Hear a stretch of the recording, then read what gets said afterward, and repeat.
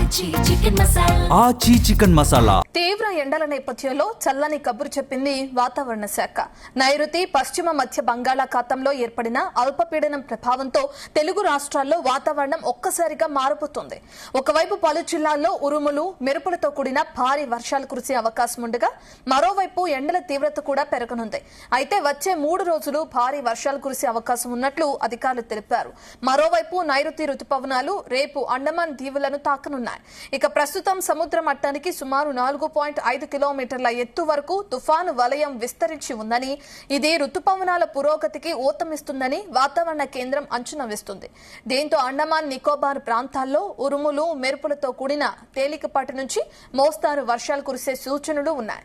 ఈ పరిణామాలు రుతుపవనాలు దేశంలోని ఇతర ప్రాంతాలకు సకాలంలో చేరుకోవడానికి మార్గం సుగమం చేస్తాయని భావిస్తున్నారు.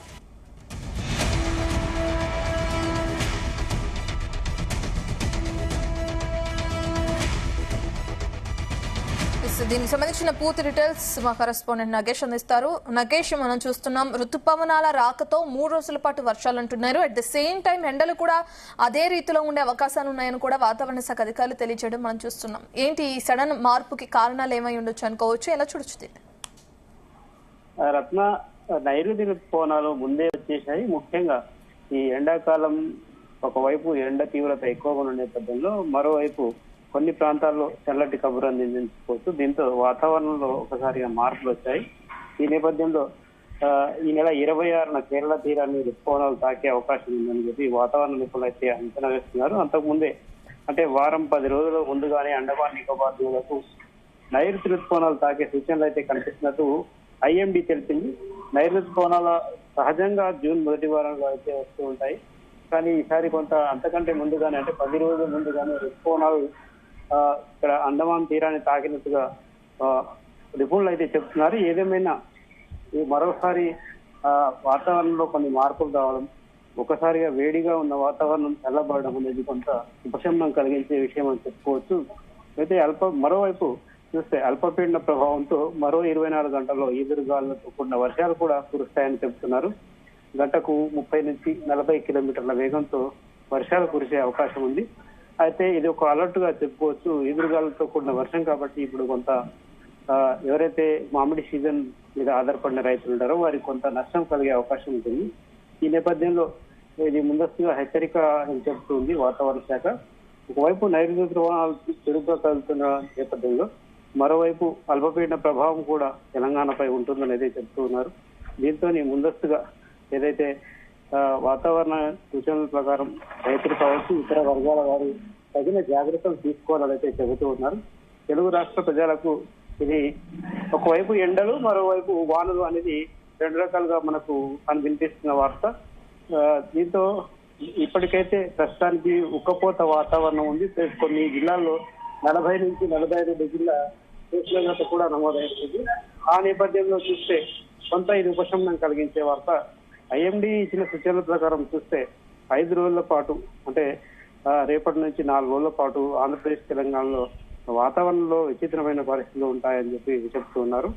అంటే ఈ వాతావరణంలో ఉన్న వేసవి తాపంతో అల్లాడుతున్న జనానికి కొంచెం గుడ్ న్యూస్ అయినప్పటికీ వర్షాలు పడడం కూడా కొంత ఇబ్బంది కలిగించే వార్త కొన్ని వర్గాలకు. అంటే ఇది అకాల వర్షంగా కూడా చెప్తూ ఉంటారు.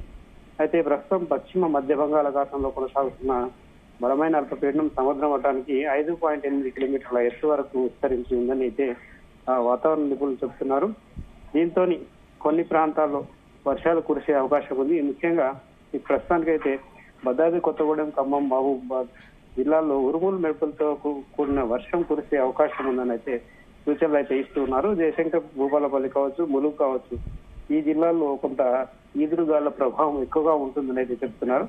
అటు ఉత్తర తెలంగాణ విషయానికి వస్తే ఆదిలాబాద్, ఆసిఫాబాద్, నిర్మల్, నిజామాబాద్ ఈ ప్రాంతాల్లో కూడా వర్షం సూచనలు అయితే కనిపిస్తున్నాయని చెప్పి IMD హెచ్చరికలు అయితే ఇస్తుంది.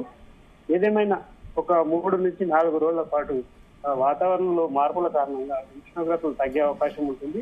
ప్లస్ వర్షాలు కూడా కురిసే అవకాశం ఉంటుందని చెప్పి వాతావరణ శాఖ సూచనలు అయితే ఇచ్చింది.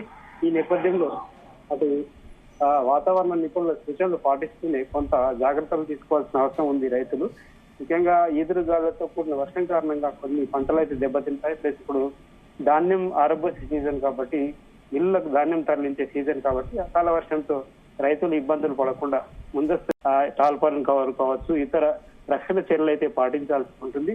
ఆ నేపథ్యంలో అధికారులు కూడా కొన్ని ఏర్పాట్లు అయితే చేస్తున్నారు. ఇప్పటికే జిల్లాల కలెక్టర్లకు ఇన్స్ట్రక్షన్స్ కూడా ఇచ్చారు ముఖ్యమంత్రి. అకాల వర్షం నేపథ్యంలో రైతులు ఎలాంటి ఇబ్బందులు కలగకుండా ముందస్తు జాగ్రత్త చర్యలు అయితే చేపట్టాలి. ముఖ్యంగా ఈ ధాన్యం కొనుగోలు విషయంలో ఎలాంటి నిర్లక్ష్యం అయితే జరగకూడదని చెప్పి సూచనలు అయితే చేస్తారు. ఆ నేపథ్యంలో అన్ని జిల్లాల హెడ్ క్వార్టర్స్ నుంచి ఇప్పటికీ కొన్ని కాల్ సెంటర్స్ కూడా ఏర్పాటు చేస్తారు. రైతులకు ఏమైనా ఇబ్బందులు ఉంటే దానికి ఫోన్ చేయవచ్చని కలెక్టరేట్ లో ఏర్పాటు చేసిన టోల్ ఏదైతే నంబర్ ఉంటుందో టోల్ కాల్ సెంటర్ నంబర్కి అయితే ఫోన్ చేయవచ్చని తెలియజేశారు. అయితే అకాల వర్షం ఇబ్బంది కలిగిస్తుంది, కానీ కొంత ఇది ఉక్కపోత నుంచి ఉపశమనం కలిగిస్తుందని చెప్పి నగరాల్లో ఉండే ప్రజలైతే కొంత సంతోషం వ్యక్తం చేసే పరిస్థితి ఉంది.